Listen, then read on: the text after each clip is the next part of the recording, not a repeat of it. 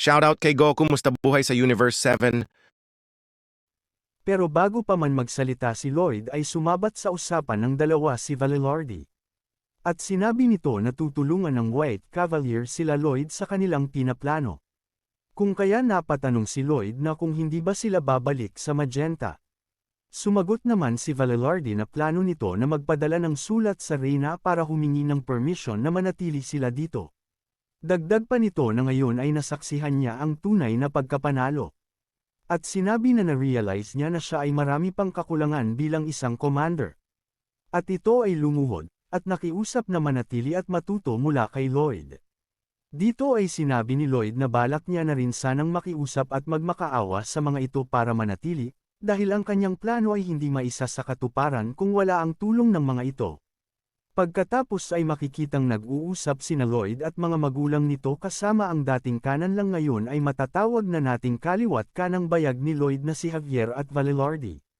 Sinabi ni Lloyd sa Baron na kung naaalala pa ba nito ang sinabi niya na gusto nito gumawa ng daan ng tubig mula sa Kapwa Lake, pero mariing sumalungat dito ang Baron.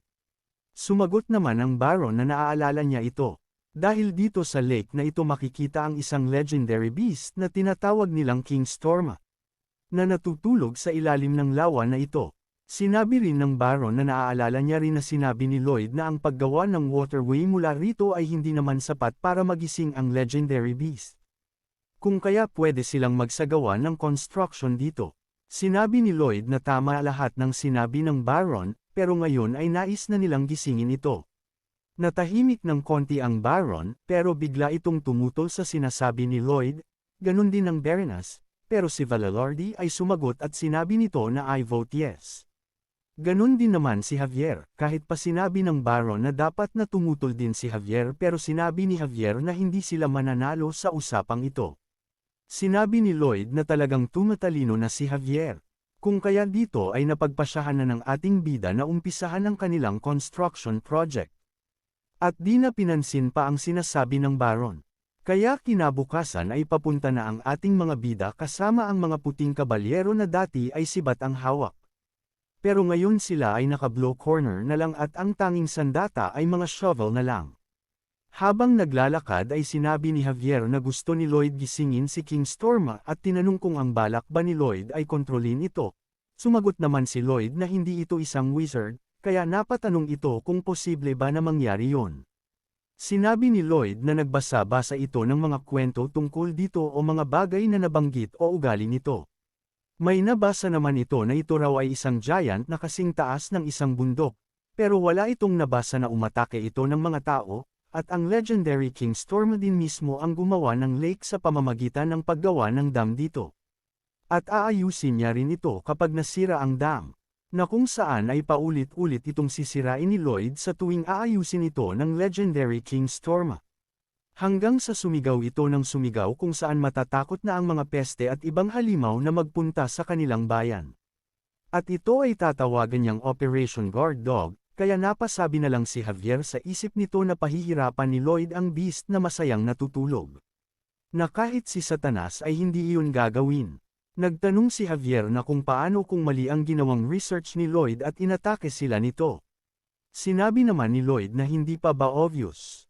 Ikaw ay isang knight kaya kailangan mo siyang talunin, sabi ni Lloyd. Dahil kung hindi ito matatalo ni Javier ay si Javier mismo ang ipapalit ni Lloyd na tagasigaw na magiging pambugaw sa mga halimaw. Na kung saan Operation Guard Dog pa rin ang itatawag niya dito. Kaya napasabi na lang si Javier sa sarili na tinatrate rin itong isang aso ni Lloyd. At nang sila ay makarating sa lawa ng kapwa ay ginamit ni Lloyd ang kanyang surveying skill na simulation mode. Para maiwasan na masira ang lawa at hindi maging dahilan ng pagbaha. Sinabi ni Javier kay Valilordi na madalas ay may pagkasinto-sinto ang kanyang Master Lloyd, pero wag ito mag-alala, dahil sadyang ganyan lang ito kung mag-isip. Pero dahil dito ay mas lalo pang humanga si Valilordi kay Lloyd. At dito ay sinabi ng legendary beast King Storma na pinagbigyan na nito ang mga tao nung uling nagpunta sa lawa, pero ngayon kung sakaling iistorbohin nila ang pagtulog nito ay papatayin niya ang mga taong ito. Samantala, matapos ni Lloyd ma-survey ang lawa ay bumalik na muna ito sa kanilang bayan. kung saan nakita nito si Byron na nakikipaglaro sa mga hayop. Tila nabigla si Byron nang makita si Lloyd. Matapos nito ay tumayo si Byron, at sinabi na ang mga baby mastodons ay nahiwalay sa mga magulang nito nung matapos na water attack na kanilang ginawa, at sinabi nito na mga mukhang healthy naman ang mga ito. At ito ay humingi ng permission kay Lloyd para palakihin at alagaan ang mga ito. Pero sinabi ni Lloyd na kapag ang mga ito ay lumaki ay magiging delikado ito para sa kanila. Pero sinabi ni Byron na hindi ito delikado dahil sila ay mga kaibig-ibig na nilalang. Natahimik si Lloyd, matapos nun sinabi niya na ang pagpapalaki sa mga ito ay napakahirap at very challenging. Pero sinabi ni Byron na hindi naman. Paano mo nasabi, tanong ni Lloyd? Sumagot si Byron na dahil ang mga ito ay kaibig-ibig. Dahil dito ay wala nang nagawa si Lloyd. Kaya pumayag na ito, dahil dito makikitang masayang-masaya si Byron. Samantala, dito ay sinabi ni Valelordi na tapos na sila sa kanilang preparasyon, at dito ay sinabi ni Lloyd na ngayong araw ay gigisingan na nila ang Ancient Beast. At pinalakas nito ang loob ng kanyang mga kasama. At nagtanong kung naniniwala ba ang mga ito sa kakayahan ng kanyang mahiwagang shovel. Na sinagot naman ng mga puting kabalyero na sila ay naniniwala dito. At sila ay naglakad habang sinabi na ang shovel ay kayang talunin lahat. Habang si Javier naman ay tila naaawa sa mga puting kabalyero. Makikitang nagsimula na sila sa kanilang operation kung saan nag-modified sila ng lupa sa paligid ng lawa para hindi magbaha. At pagkatapos ay inutusan nito si Javier na gumawa ng isang malakas na pagsabog. At gamit ang mana blast ay nagawa nga ni Javier na pasabugan ang lupa na tinuro sa kanya ni Lloyd. At dahil dito ay tuluyan na nilang nagising ang King Storm, kung saan nahati ang maliit na isla sa gitna ng lawa, habang ang lahat naman ay mga nakatago na pinagmamasdan ang paglabas ng King Storm. Gulat na gulat ang mga kabalyero nang makita nila ito, habang si Lloyd naman ay sinasabi na naiintindihan nito ang sinasabi ng King Storm. Nakatulad nila Pudong, Hammang, at Banggol. Kaya naisip ni Lloyd kung ito ba ay isa ring summon. Dito ay sinasabi ni Lloyd na wala na itong pakialam kung ano pa man ito. Pero kung ito nga ay isa ring summon ay may naiisip na itong paraan. Pero maya-maya ay lumingon sa lokasyon kung saan nagtatago sila Lloyd. At dito ay sinabi ng King Storm na bibeyong-beyong. Beo-beo-beyong-beyong. Bibibeyong-beyong, na ang ibig sabihin ay naamoy nito ang metal. Kung kaya alam nito kung saan nagtatago ang ating mga bida. At sinabi rin nito na kung sinusubukan ba nila sirain ang dam para gumawa ng ibang bagay. Akala nyo ba ay aayusin ko lang ang dam at babalik agad sa pagtulog? Uubusin ko muna kayong lahat, nang sa ganun ay mawala ng kwenta ang mga plano nyo. Sabi ng King Storm. Kaya nasabi na lang ni Lloyd na matalino at nagkamali ito ng pagkakilala sa King Storm. Lumapit si Valelordi kay Lloyd at nagtatanong kung ano ang kanilang gagawin. Pero tila nawala sa ulirat ang ating bida. Nang biglang magsagawa ng atake ang King Storm sa kanila. At sila ay mabilis na nagsitakbo pero naabutan pa rin sila ng tubig mula sa atake nito. Gumanti ng atake si Javier gamit ang mana blast pero madali lang itong nasangga ni King Storm. Kung kaya naisip ni Javier na gamitin ang kanyang Aura Sword kay King Storm para atakihin. At mabilis na tumalon sa kanyang pag-atake, pero sinigawan ito ni Lloyd na sandali lang Javier. May plano ako at dahil dito ay napatigil si Javier. At sinabi ng ating bida na kung isang summon si King Storm ay sigurado itong gagana ang kanyang naiisip. Dahil sa paghinto ni Javier sa pag-atake ay si King Storm na lang ang umatake kay Javier. Na mabilis naman na naiwasan ni Javier. Makikitang galit na si King Storm dahil hindi niya magawang tamaan si Javier. Habang si Lloyd naman ay dahan-dahan lumalapit kay King Storm habang ito ay patuloy na naa-attract kay Javier. Nang mabilis na lumingon si King Storm sa likod, pero mabilis rin naman na lumubog sa tubig ang ating bida para magtago. Nasabi ni Lloyd na masyadong sensitive si King Storm sa kanyang paligid kaya mahirap gawin ang paglapit dito. Si Javier naman ay patuloy na nagsasagawa ng pag-atake dito. Pero mabilis lang na nasa salag ni King Storm ang mga ginagawang atake ni Javier. Sinabi ni Javier na hindi sapat ang kanyang mga atake para ma-attract nito si King Storm kung kaya nag-iisip ito ng kanyang gagawin. Hanggang sa sumigaw ito ng malakas na bibiong. At dito ay malungkot na humarap kay Javier si King Storma. Akala ni King Storma ay tinatawag itong nanay ni Javier. Kaya sinabi nito na ito ay isang lalaki. Sa isip ni Javier ay nagpasalamat ito dahil gumana ang kanyang ginawa kung kaya paulit-ulit nitong sinabi na bibiong. Nagtataka naman si King Storma kung bakit ganun ang ina-acting ni Javier. At muling sinigaw ni Javier ng malakas ang bibiong. Kung saan ay inakala nito na sinasabi ni Javier na pangit ito kaya makikitang nagalit si King Storma. Samantala, tagumpay na nakalapit at nakaakyat sa ulo nito si Lloyd. Kaya sinusubukan ni King Storma na alisin si Lloyd sa ulo nito pero di niya magawa dahil sa iksi ng mga kamay nito. Mula dito ay tumalon si Lloyd at naghagis ng isang butil ng kulay asol na sunflower. At nang makain ito ni King Storma ay dahan-dahan itong lumiit. Kaya ngiting panalo na naman ang ating bida. Nagtataka si King Storma kung bakit tila biglang lumaki ang mundo para sa kanya. Nang biglang hinawakan ito ni Lloyd. Sabay sabing gotcha. Pero nagpumigla si King Storma at ginamitan niya ito ng tail slap dahilan para mabitawan ito ng ating bida. Kaya inutusan niya ang mga kasama na hulihin ito. Maging sina Pudong at Hammang ay inutusan niya din.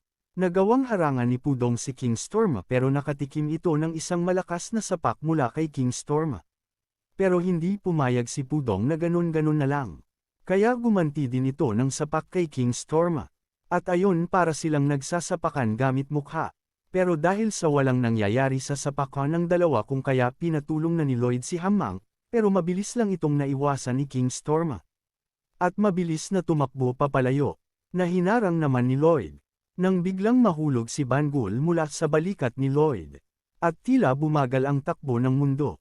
At sinasabi na si King Storma ay isinilang sa mundo na maski ito ay hindi alam ang dahilan.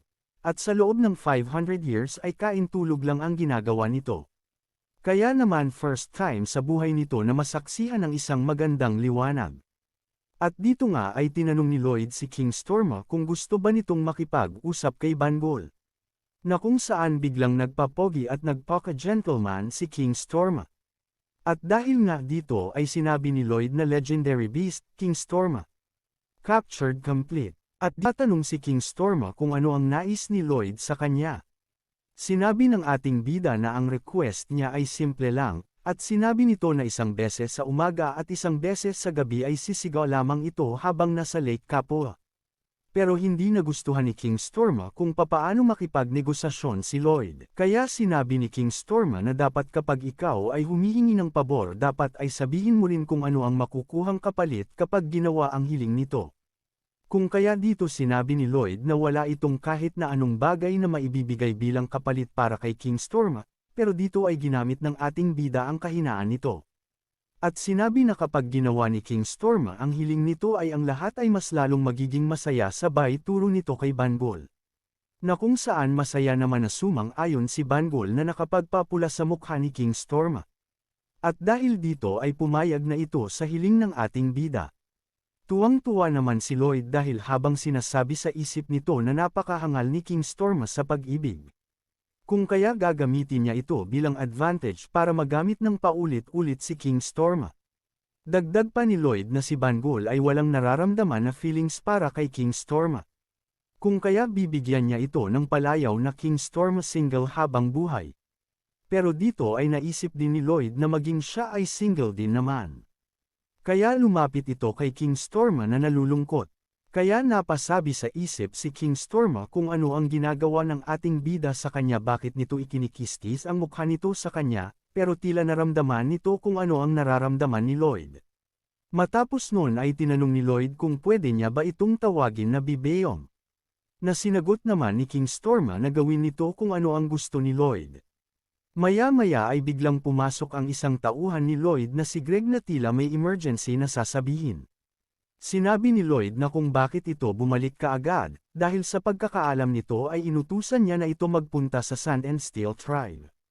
At dito nga ay sinabi ni Greg na may mga nakasalubong silang mga ogre na papunta sa kanilang bayan para puntahan si Arosh at humingi ng tulong dito, dahil ang tribo ng Sand and Steel ay kasalukuyang sinasalakay ng grupo ng mga Megalania. At dito ay makikita natin ang pag-atake ng mga Megalania sa tribo ng mga ogre. Kung saan nasira na ang mga bakod at tuluyan nang nakapasok sa tribo ang mga Megalania. Habang si Akosh na leader ng tribo ay sinubukan na atakihin ang Megalania gamit ang dalawa at malaki nitong bakal na sandata na direktang tumama sa ulo ng halimaw. Pero tila hindi man lang ito nasaktan at mas lalo lang itong nagalit, nagulat si Akosh at napatalon pa atras, pero ang Megalania ay gumamit ng kanyang buntot sa pag-atake. Nagawa naman itong masangga ni Akosh pero dahil sa sobrang lakas ng Megalania ay tumilapon pa rin ito at makikitang medyo napuruhan sa atakeng iyon. Pero ganun pa man ay ipinag-utos pa rin ito na patuloy na lumaban. At sinabi na ang mga ogre kailanman ay hindi umaatras. Samantala, balik sa Fronteras Estate, ipinag-utos ni Lloyd kay Greg na sabihin kay Valilardi na mag-assemble sila sa village entrance kasama ang White Cavaliers. Pero sinabi ni Greg na baka di na sila umabot kahit na umalis pa sila ngayon. Sinabi ni Lloyd na siya na ang bahala dito. At sila ay mabilis na tumakbo kasama si Javier. Sinasabi ni Lloyd na kailangan nilang magmadali dahil ito ay isang golden opportunity para sa kanila. Anong opportunity, tanong naman ni Javier. At sa malademonyong mukha ni Lloyd ay sinabi nito na para baliktarin ang Monsters Domino. Dagdag pa nito na ito na ang oras para mag-counter-attack habang binigyan ng pulang sunflower si Bibiong. Makikitang laglag pa nga ang mga villagers nang makita ang napakalaking si Bibiong. Habang nakasakay kay Bibiong ay sinasabi ni Lloyd na ipakita nito ang cool side ni Bibiong para makuha ang loob ni Banggol. Bungbeong sagot naman ni Bibiong. At mabilis itong nagpatalon-talon na parang tipaklong. Ilang saglit ay narating na kaagad nila ang tribo ng mga ogre. Sa paglanding ni Bibiong ay parang nagkaroon ng malakas na pagsabog. Kaya napatanong si Akosh kung ano ito, samantala ang mga Megalania naman ay tila nanliit nang dumating si Bibiong. At habang nasa ulo ni Bibiong si Lloyd ay sinabi ng ating bida. Na ipagkalat ng mga ito na kahit magpunta pa sila sa gawing kanluran ay wala silang makikitang pagkain dito. At ang mga pupuntang halimaw ang ginagawa nilang pagkain, sabi ni Lloyd na nag-uusok pa ang bibig, at nanlilisik ang mga mata na nakatingin sa mga Megalania. Na kung saan tila nakaramdam ng takot ang mga halimaw na ito. Pagkatapos, gamit ang malaking kamay ni Bibiong ay inatake nito ang mga Megalania na nagresulta sa paglipad ng mga ito sa himpapawid. Matapos nun ay dahan-dahan na ulit bumalik sa normal si Bibiong. At nakita nito ang masayang-masaya na si Banggol. Kung kaya namula na naman ang pisngi nito. Lumapit si Valilardi kay Lloyd at nagpasalamat sa pagpapasama nito sa kanya, pero mukhang hindi naman na daw sila kakailanganin pa dito, pero sinabi ni Lloyd na hindi niya ipapatawag ang mga ito para sayangin lang ang kanilang oras sa wala.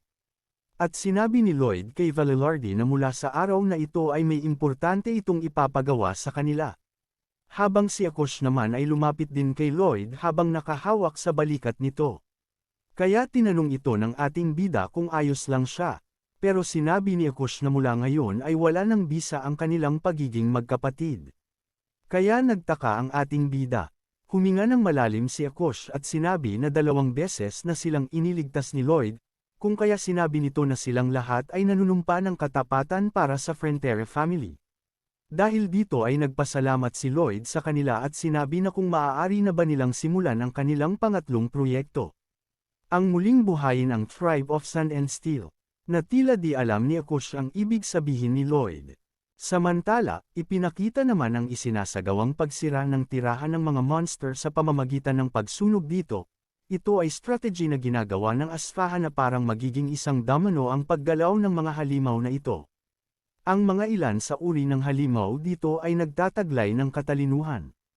Ang ilan sa mga ito ay nakita ang mga Megalania na pinalipad ni Bibiong, na kung saan ang mga ito ay ikinalat at sinabi sa ibang monster kung ano ang kanilang nakita sa gawing kanluran. Sinabi ng 2 Megalania sa ibang monster na merong isang legendary beast na halos kasing laki ng bundok na makikita sa kanluran. Ito ay sobrang laki, na halos abot na ang ulap. Dinescribe din ng mga ito ang itsura na may bilog at itim na mata at may malalaking pangil na kayang kumain ng anumang nabubuhay sa mundo. At ang isang malademonyong mukha na kumokontrol sa beast na ito. Na kung saan ang tinutukoy ng mga Megalania ay si Bibiong at ang ating bida na si Lloyd. Sa Asfahan Palace makikita ang sultan na si Samarkand na nakikinig sa isa nitong tauhan na naghahatid ng balita. Sinabi ng tauhan nito na ang kanilang initial na plano kung saan ang Sand and Steel Tribe ay nagawa nilang matakot na kung saan napaalis nila ang mga ito sa kanilang mga tirahan at nag-migrate sa Megantano Forest. Sinabi ni Samarkand na kung ganun ay tagumpay ang ating plano. At tinanong nito ang status kung ano ang ginawa ng mga taga-Megantano dito. Sumagot ang tauhan nito na nakakapagtak ang ligtas at walang kahit anong isyu na nakarating ang mga ogre sa Megantano. Di makapaniwala si Samarkand sa narinig. Gayunpaman ay sinabi nito na maaari nang umalis ang kanyang tauhan. Pero sinabi nito na meron pa silang isang problema. At sinabi nito na ang mga halimaw na kanilang pinaalis ay muling bumalik at kasalukuyang inaatake ang kanilang borders ramparts. At dahil dito ay nagalit si Samarkand. Sinabi ng tauhan nito na ginamit na nila ang kanilang firepower para itaboy ang mga ito pero parang ang mga monster na ito ay parang mga baliw at sobrang natatakot at hindi ito nagpapakita ng kahit anong pagbagal. Dahil dito ay ipinag-utos ni Samarkand na tipunin ang kanyang mga kawal at atakihin ang mga monster na ito. Matapos noon ay napaisip si Samarkand kung bakit nag-backfired sa kanila ang kanilang domino monster strategy. Ito ba ay plano ng Megantano? Pero imposible na magawang itaboy ang ganito kalaking pagsugod ng mga monster. Maliban na lang kung meron talagang tunay na demonyo ang naninirahan sa kanluran, sabi ni Samarkand. Kaya naman kung gusto mo na masubaybayan ang ating kwento ay i-open mo lang ang notification bell pagkatapos mo na mag-subscribe.